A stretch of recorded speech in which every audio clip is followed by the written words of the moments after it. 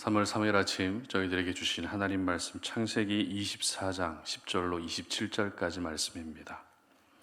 말씀을 함께 봉독하겠습니다.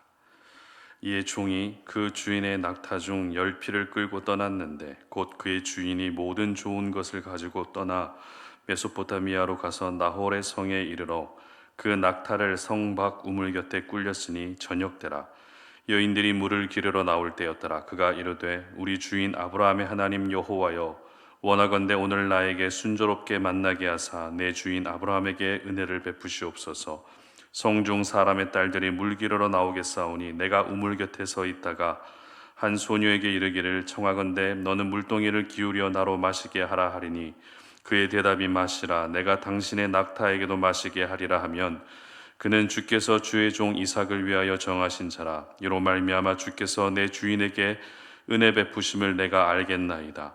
말을 마치기도 전에 리브가가 물동이를 어깨에 메고 나오니 그는 아브라함의 동생 나홀의 아내 밀가의 아들 부두엘의 소생이라. 그 소녀는 보기에 심히 아름답고 지금까지 남자가 가까이 하지 아니한 처녀더라.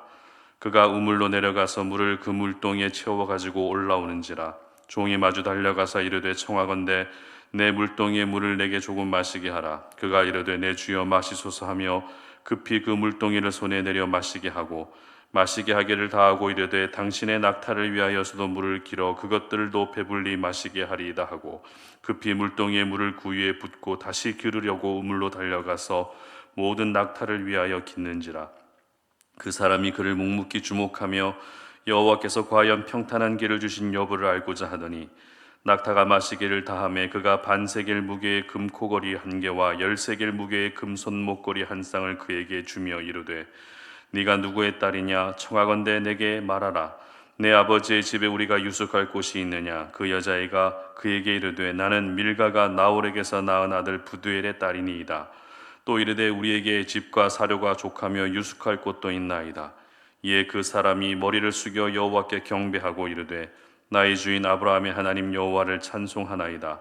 나의 주인에게 주의 사랑과 성실을 그치지 아니하셨사오며 여호와께서 길에서 나를 인도하사 내 주인의 동생 집에 이르게 하셨나이다 하니라. 아멘. 순조로운 삶의 비결이라는 제목으로 오늘 아침 말씀 전합니다.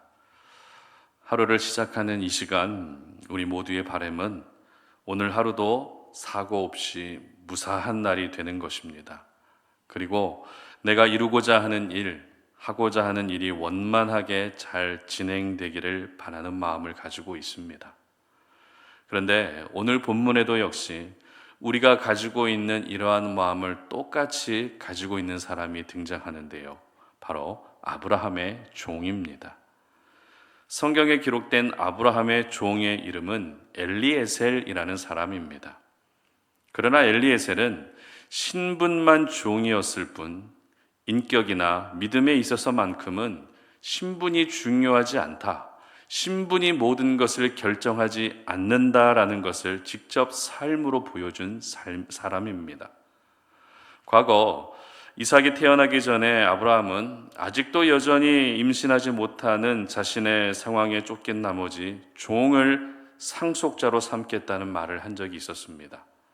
그때 아브라함이 상속자로 삼겠다고 했던 종이 바로 오늘 본문에 등장하는 엘리에셀 종입니다.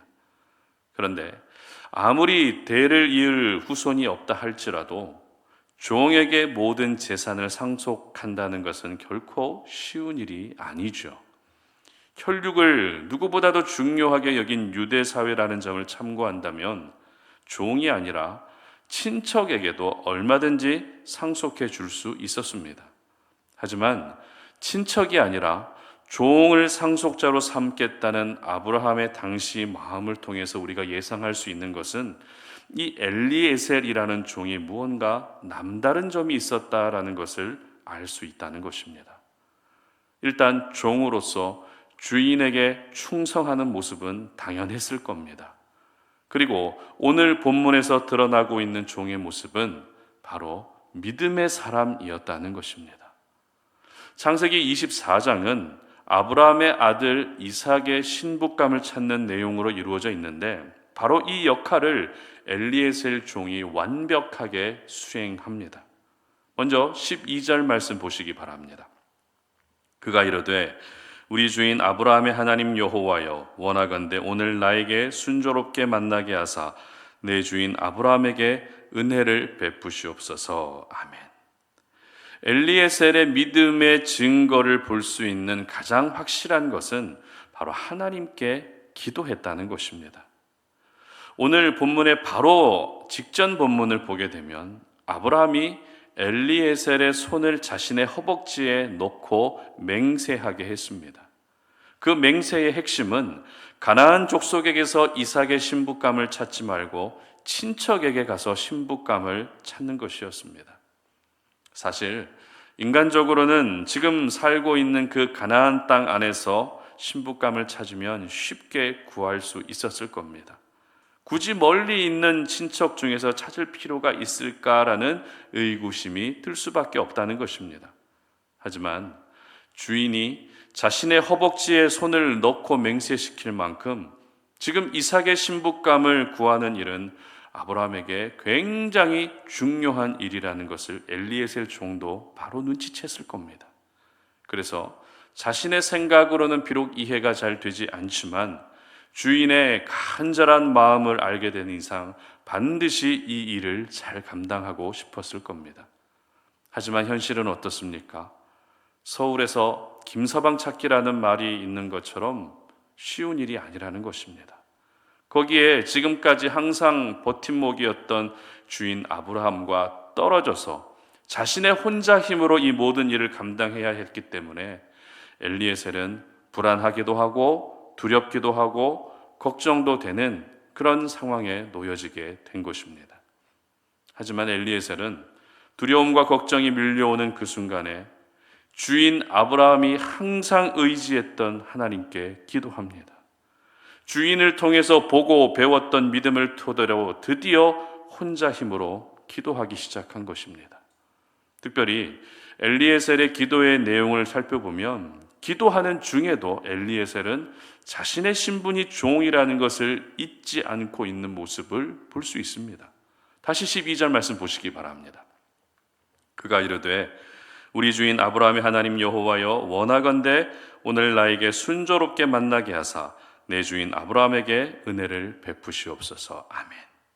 엘리에셀은 기도하면서 자기 자신이 중요하지 않았습니다. 엘리에셀에게 중요했던 것은 오직 주인 아브라함이었습니다. 사실 하나님께 기도한 이상 엘리에셀도 하나님의 자녀라고 할 수 있지 않겠습니까? 하나님의 백성이라고 할 수 있지 않겠습니까? 무슨 말입니까? 굳이 기도하면서까지 주인 아브라함을 부각시킬 필요가 없다는 것입니다. 그러나 엘리에셀은 한 번 주인은 영원한 주인으로 여기며 기도하는 중에도 오로지 주인 아브라함에게 은혜를 베풀어 주시기만을 구했던 것입니다. 기도는 분명 내게 필요한 것을 구할 수 있는 시간이 맞습니다. 따라서 기도하면서 내게 은혜 베풀어 주시기를 구하는 것은 당연합니다. 하지만 저희들은 오늘 엘리에셀의 기도를 보면서 내 실속보다 더 중요한 것은 다른 사람들과 그리고 나와 관련된 다른 사람들에게 하나님의 은혜가 임하기를 먼저 구할 수 있어야 되는 것입니다. 그러고 보면 엘리에셀은 종의 신분이지만 누구보다도 성숙한 기도의 사람, 깊이 있는 기도의 사람이었던 것입니다. 그리고 27절 말씀 보시기 바랍니다. 이르되 나의 주인 아브라함의 하나님 여호와를 찬송하나이다. 나의 주인에게 주의 사랑과 성실을 그치지 아니하였사오며 여호와께서 길에서 나를 인도하사 내 주인의 동생 집에 이르게 하셨나이다 하니라. 아멘. 엘리에셀은 기도한 대로 하나님이 응답해 주시자 다시 한번 기도하면서 하나님께 모든 영광을 올려드릴 만큼 기도가 습관이 된 사람이었던 것입니다. 그렇다면 엘리에셀의 기도를 들으신 하나님의 응답을 살펴보도록 하겠습니다. 15절 말씀입니다. 말을 마치기도 전에 리브가가 물동이를 어깨에 메고 나오니 그는 아브라함의 동생 나홀의 아내 밀가의 아들 부두엘의 소생이라. 아멘. 이 말씀은 엘리에셀이 구체적으로 기도하고 있는데 그 기도가 끝나기도 전에 이미 응답됐다는 것을 보여주고 있는 말씀입니다. 엘리에셀은 우물 곁에서 이렇게 기도합니다. 하나님, 물 기르러 나오는 소녀들에게 이제 제가 물을 좀 달라고 이야기할 텐데 기꺼이 제게 물을 줄 뿐만 아니라 내가 데리고 온 낙타에게도 물을 주겠다고 대답하는 여인이 나타나면 그 여인이 바로 하나님이 예비하신 이삭의 신부감이라고 나는 알겠습니다. 이런 기도를 합니다. 어떠십니까? 지금 엘리에셀의 마음에 얼마나 큰 근심과 걱정이 있었는지를 알 수 있는 기도죠. 그런데 방금 읽었던 15절의 시작은 말이 마치기도 전에라고 엘리에셀의 기도가 끝나지도 않았는데 하나님이 이미 응답해 주셨다고 정확하게 기록하고 있다는 것입니다. 자, 그렇다면 다시 처음으로 돌아가 보겠습니다. 엘리에셀의 기도의 내용은 구체적으로 이삭의 신부감을 만나게 해주시기를 구하는 내용이었습니다. 그런데 이 기도의 제목을 아브라함이나 이삭의 입장이 아니라 엘리에셀 종의 입장에서 한 문장으로 표현하면 어떻게 표현할 수 있을까요? 아브라함과 이삭의 입장에서는 신부감을 만나게 해주시는 것이 기도 제목이지만 엘리에셀 종의 입장에서 이것을 한 문장으로 표현하면 어떻게 표현할 수 있을까요?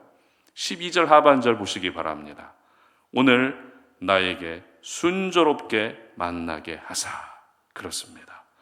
바로 내가 지금 해야 될 역할을 순조롭게 잘 감당하게 해 주시기를 구하는 기도 제목이었던 것입니다.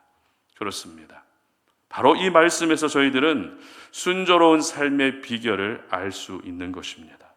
순조로운 삶의 비결은 바로 기도하는 것입니다.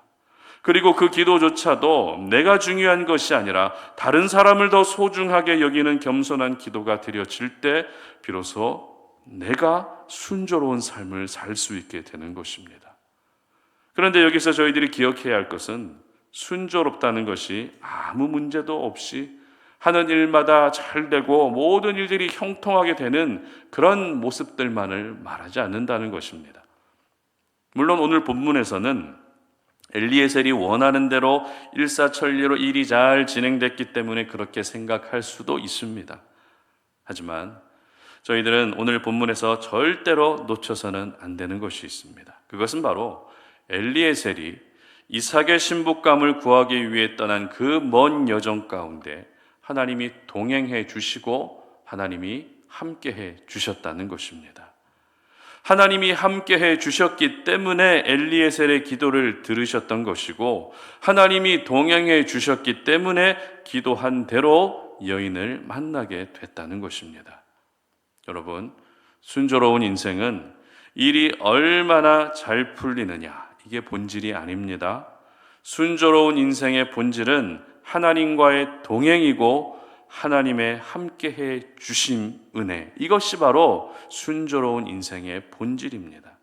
비록 내가 원하는 대로 일이 잘 풀리지 않는다 할지라도 그럼에도 불구하고 하나님이 나와 동행해 주심을 믿고 그 믿음으로 지금의 힘든 시간을 잘 버티고 그리고 감당해야 될 사명을 끝까지 잘 감당하게 되는 것이 진짜 순조로운 인생인 것입니다.